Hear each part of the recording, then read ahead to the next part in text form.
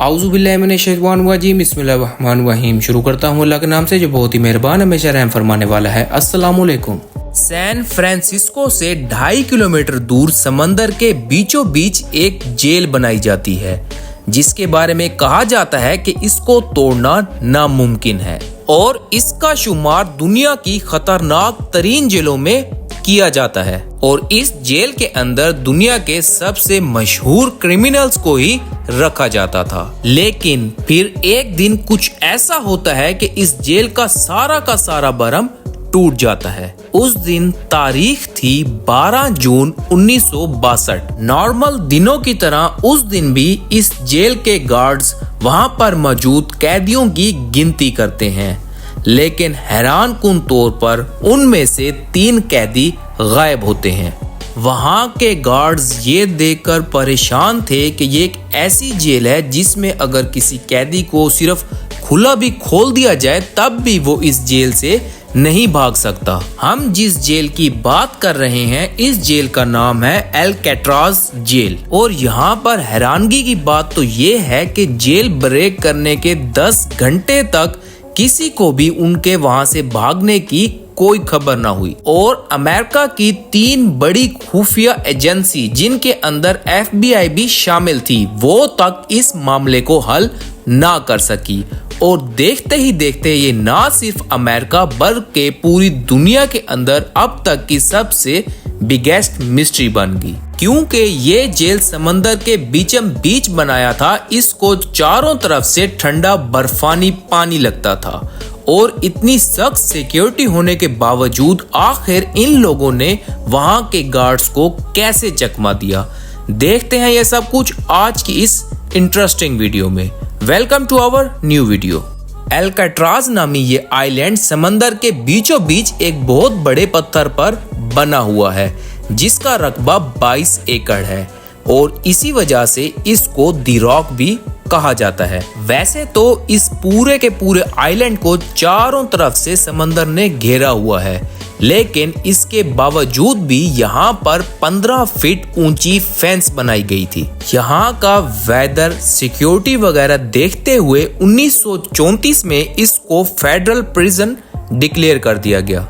इतनी tight security और दहशत भरा माहौल देखकर यहाँ पर जो भी क्रिमिनल आता था उसको यही लगता था कि अब वो सिर्फ और सिर्फ मर के ही यहाँ से बाहर जाएगा। इस जेल के कवानीन हद से ज्यादा सख्त थे, यहाँ तक कि इस जेल के बारे में मशहूर था कि अगर कोई इंसान गलती करेगा तो उसको जेल भेजा जाएगा, लेकिन अगर वही इंसान जेल में गलती करेगा तो उसको अल्काट्राज भेजा जाएगा। इस बात से आप लोग आसानी से अंदाजा लगा सकते हैं कि ये जेल कितना खतरनाक होगा।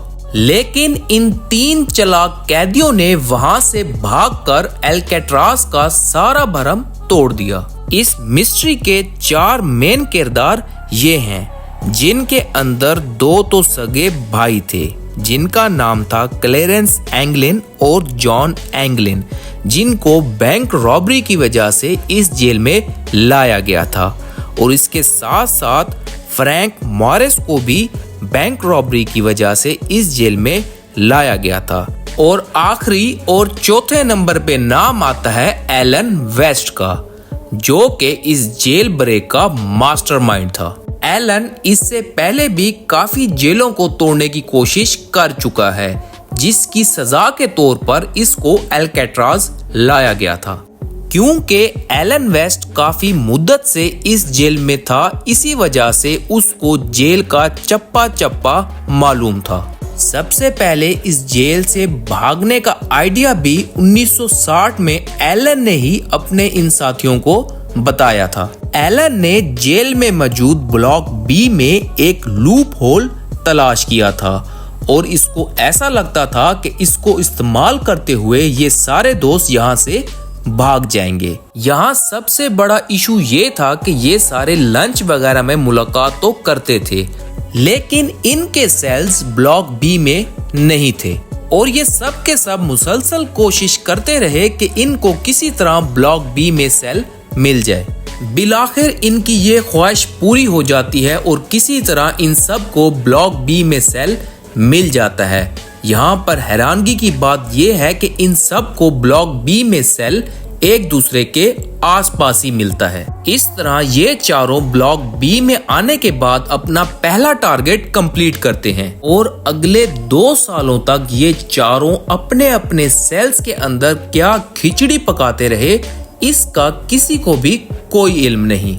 फाइनली 12 जुलाई 1962 को जब गार्ड्स ने तमाम कैदियों को असेंबली हॉल में आने का कहा, उसके बाद इनकी गिनती की गई तो वहां से 3 कैदी कम थे।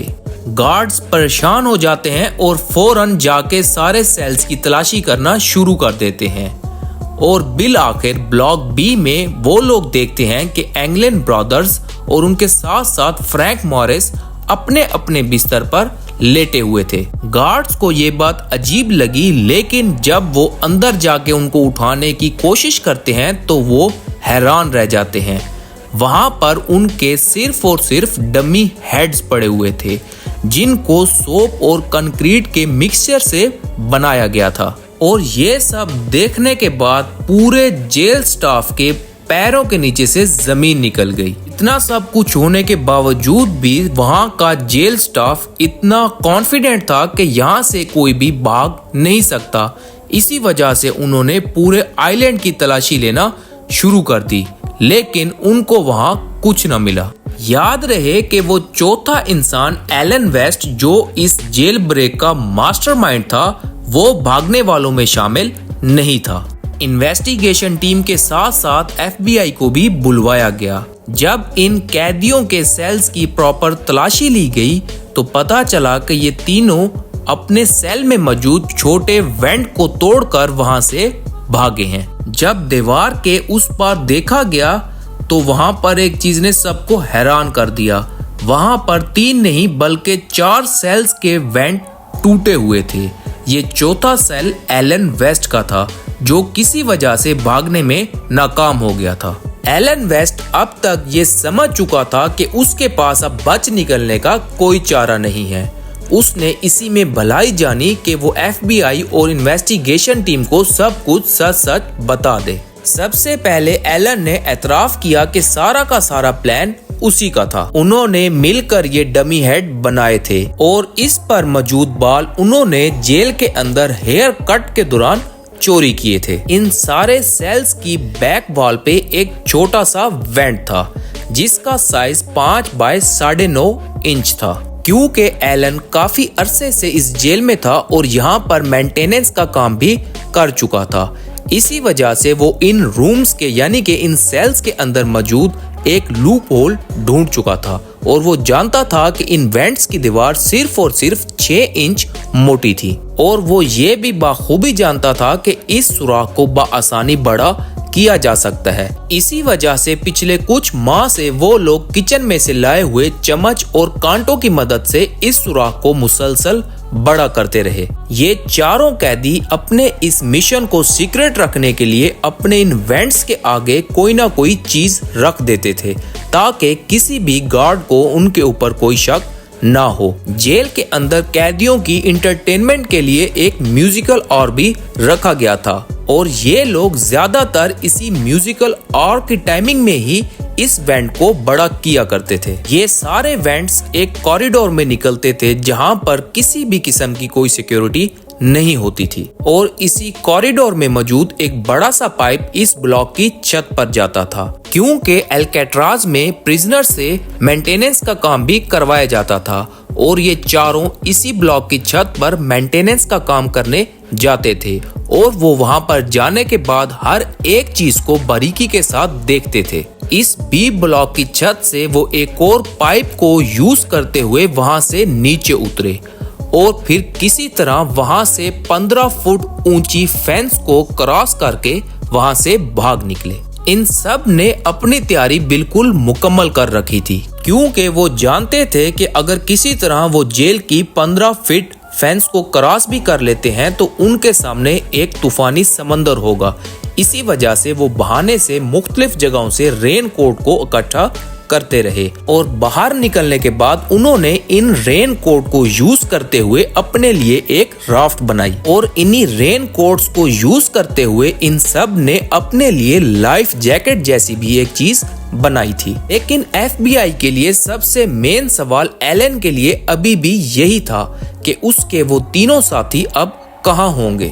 एलन ने बताया कि सबसे पहले इनको यहाँ से एंजल आइलैंड जाना था और वहाँ से किसी मेन लैंड पर इन्होंने उतरना था और वहाँ पर सिक्योरिटी बिल्कुल ना होने के बराबर होती है और इसी मेन लैंड से इन लोगों ने कुछ कपड़े और एक गाड़ी भी चोरी करनी थी। इन तीनों को हर जगह पर ढूंढा गया लेकिन किसी भी जगह पर कोई भी रॉबरी की कोई रिपोर्ट दर्ज नहीं थी। पहले तो FBI को भी एलन वेस्ट की बातें एक कहानी लगने लगी। इसके बाद ब्लॉक B की छत से और वहां पर नीचे उतरने वाले पाइप से फुटप्रिंट लिए गए, जिससे ये साबित हो गया कि एलन झूठ नहीं बोल रहा, क्योंकि उन तीनों कैदियों के फुटप्रिंट्स ब्लॉक B की छत और उस पाइप पर मौजूद थे।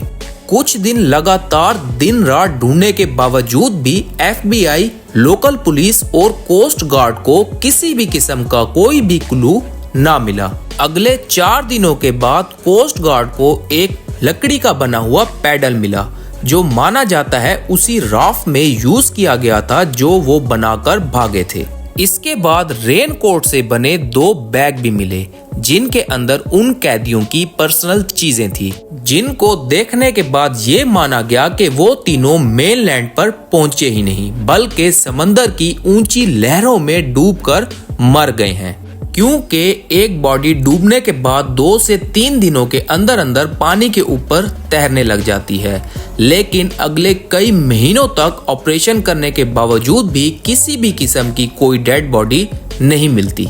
FBI ने इन तीनों कैदियों की फैमिलीज पर कड़ी से कड़ी नजर रखी हुई थी, लेकिन एंगलन ब्रदर का जब बड़ा भाई मरता है तो मरने से पहले वो अपनी बहनों को बताकर जाता है कि उसके दोनों भाई जेल से निकलने के बाद सही सलामत और महफूज हैं। FBI की इन्वेस्टिगेशन से ये भी पता चला कि एंगलन फैमिली में जब कोई छोटा या बड़ा इवेंट होता है तो उसके अंदर 2 खवातीन आती हैं, जिनके चेहरे ढके हुए होते हैं। काफी लोगों का तो ये भी मानना है कि ये दोनों एंगलन ब्रदर्स ही हैं।